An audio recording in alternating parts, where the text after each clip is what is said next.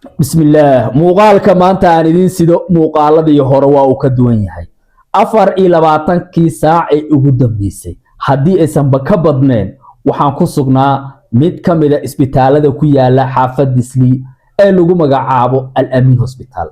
qofka xanuunsan aniga ma ahayn waxa iga xanuunsaday mid ka mid ah wiilasheeda oo lagu magacaabo Cabdiraxiin cidii hore u taqaanay cidaan aqoonina barasho wanaagsan alla ilaahay markii aad booqato isbitaalada waxaad ogaanaysaa caafimaadku inuu yahay taaj madaxa ku saaran waliba aadan war iyo wacaal u hayn laakiin caafimaadka macaanidiisa waxaad ogaanaysaa markii aad tagto isbitaalka caruur iyo ciroolo sida loo dadaaminayo ee isbitaalka loogu daweynayo waxaan se idin hayaa xanuun caruurta iska qaadayaan walaalaha ah kuwa dugsiga aadaya kuwa iskuulka aadaya waliba si degdeg ku faafaya xanuunkiisuna daran yahay dadku inta badanna aysan ku baraarugeyn haddaba waxaad ogaataa haddii aad tahay waalid in uu jiro xanuunka jadeecada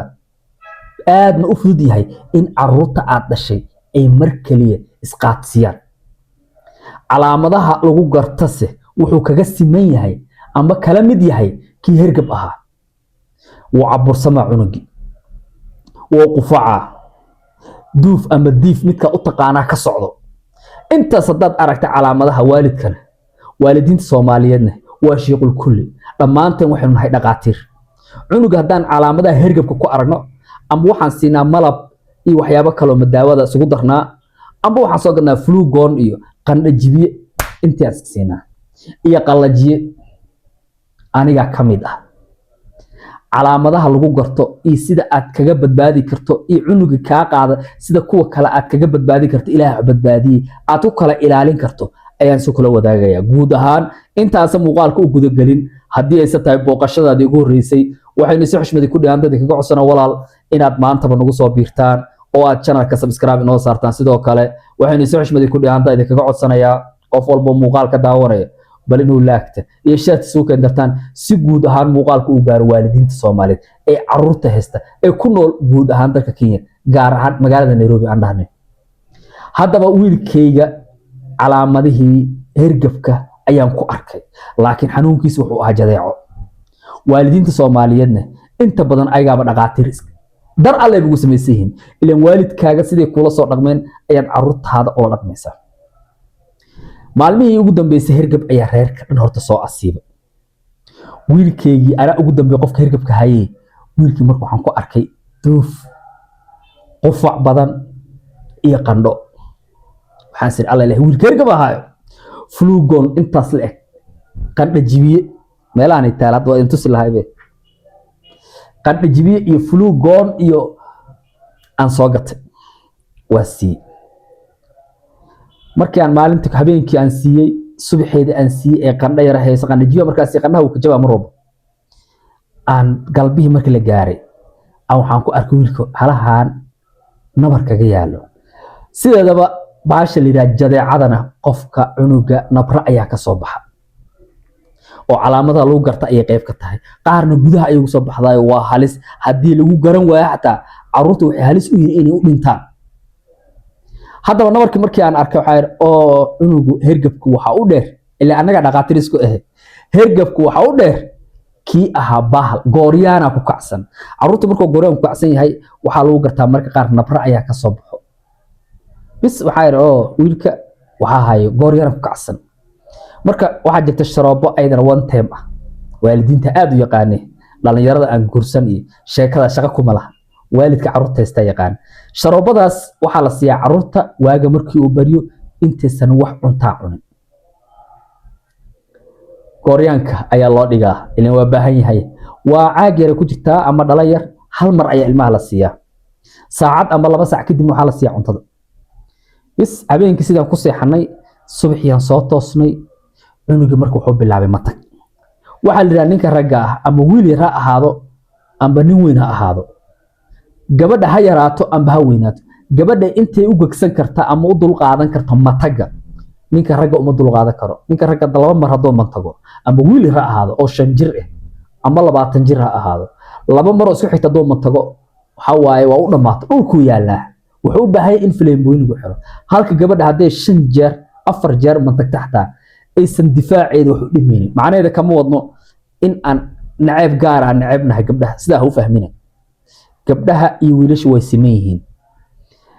jacaylkuna waalidku waa u siman yahay marka dhaqaatiirtu xataa way sheegaan ninka ragga ah intuu mataga u gegsan karo gabadha kaga gegsi badan macnaha kaga adkaysi badan marka aklaba mar inuu matagay canjeero caasho siisay hooyadiis jab canjeera cunye oo matagay oo haddana biyo inta la siiyey oo matagay waxaa idhi sheekadu waa ka weyn tahay dhakhtar maxamed noqdo iyo flugoon la siiyo bis sidii aan ku wadnay isbitaalkaan geeyay dhakhtarka markuu saan u arkay wuxuu yiri wiilkan jadeeca hayso indhihii dhan guduud ayuu ka yahay saaxiibtay waa mahadsantahay marka dhakhtarku wuxuu yiri wiilkan jadeeca hayso jadeecana wuxuu ku gartay afki cunuga dhan oo wada nafro waa wada guduud indhihiina waa wada dhiig xataa indhaha way tirtaa haddaa lagu garana waaba loo dhintaaba kadib dhakhtarka wuxuu yiri wuxuu u qaray boomaato yar oo indhaha looga dhibcinayo kow wuxuu u qoray sharoobo oo ayadana caloosha ah iyo qandajibiye iyo cirbado oo soconayo 4 maalmood dadku qaar waxay yiraahdaan daawo looma dhaweeyo sida caadiga ahna dad badan ayaa yiri okay gurigan keenay cirbadii soo qaatay wuxuu yiri marka maalinta xigta marka keentaan inta aan la durin waxa sameeysiin aniga soo marsiye wiilkii uu ka sii daray markii aan u geeyno wuxuu yiri dhakhtarka macquul ma cunugan waa in la seexiyaa 24 saac ee ugu dambeysana isbitaalka ayaan ku jirnay hadda saacada ka hor ayaan isbitaalka soo baxnay waxaa lagu durayay cirbada aad u badan iyo daawooyin alxamdulillah hadda sidii hore waa u dhaamaa laakiin xanuunkan xanuun la sahasho kara ma ahan sidaa ay tahayna dhakhtarku wuxuu ii sheegay maalmihii ugu dambeysayba caruurta intooda badan cudurka inuu soo ridanayo kaaga darna uu yahay caruurta walaalaha ah ee halka guri ku wada nool inay isku daaran karaan haddii cunugii xanuunka qaba dugsiga loo dirana waxay u dhadaa inta dugsiga dhigata dhan inuu asiibo haddii caruurtaada uu diifna ka socdo qufacayo macnaheedu ma aha kaliya inuu hergab hayo sidaan u naqaanay laakiin waxa halis u tahay inay jadeeca hayso hadda wiilka waan keenay sida caadiga qol gaar ah ayaa loo hagaajiyay ani asaa iskula jirno cuntada ana soo qaadayo wali uu cunto badan cuni karin oo la yiri biyaha loo badiyo xanuunka kale ee socdana waa kadudiyo ee isbitaalka ayagana caruur badan loo keen inta badan marka war iyo wacaal uma hayno xaaladda caafimaad darro ee ka jirto magaalada isbedelka cimilada ayaana wax walba sabab u ah Nairobi waa joogtaa xaafad isli waa joogtaa kuleelka xataa habeenkii lama seexan karo dabaylaha dhacay waad aragteen abaartii ayaa saameyn ku yeelatay tan kale cilada ugu weyn ayaa waxay tahay in musqulaha xaafadda isli xilliga roobka da'o xataa guryaha qaar ee xilliga ku dhax qaris waxa la yiraahdo boosoneerada ay soo furaan qorraxda isli ka jirta ama guud ahaan magaalada Nairobi ka jirtana waa mid lafta galaysa haddaba saxaradii iyo kaadii soo baxday ee laamiga iyo wadooyinka martay qorraxdii ku dhacday way qalajis caruurtu waxaan u dirnaa dugsigii waxaan u dirnaa iskuulkii boorkii soo kacayna waa suuligii kaadidii iyo saxaradii oo qalalay oo sanka naga galay taa ayaan waxa sabab u noqonaysa caruurtii inay u nuglaadaan ekfishino xanuunana halka ka qaadaan marka waxaan go'aansaday anigana walaalaha igu xiran saaxiibada igu xiran waalidiinta igu xiran maadaama barnaamijyada akhbaaraadka iyo digniinta iyo wacyigelinta iyo guud ahaan waxyaaba dhibka inoo keeni kara halkan aan isaga digno idinkana aad igu taageertaan maanta xaaladeena waa xaalad caafimaad jadeeco aad ay u kacsan tahay qofkay markuu dhacdo horta dib uguma soo noqoto dadku inta badanna waxay yiraahdaan yaraanteeni ay nagu dhacday sida anigaba hooyadii Allah u naxariistay ee ii sheegtay anoo yar ayay ugu dhacday dadku waxay yiraahdaan daawo lama qaato looma dhaweeyo laakiin cilada jirtaa waxay tahay cunug mantagayo ee dhul yaal naqday ee tabartii awoodii ka dhamaatay waalid damqanaya caruurtiisa jecel haddaad tahay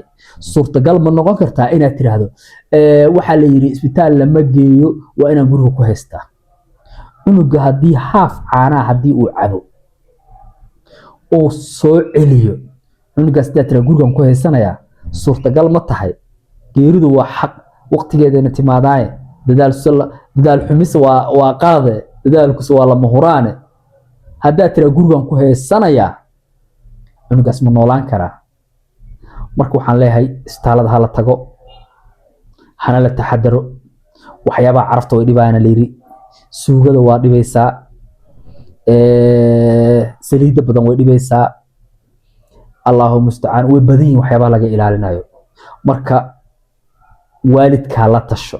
hadii ku nool yihiin adigana aad yar tahay waalidka la tasho aniga hooyaday dhimatay aniga hooyay ahbisku faanteen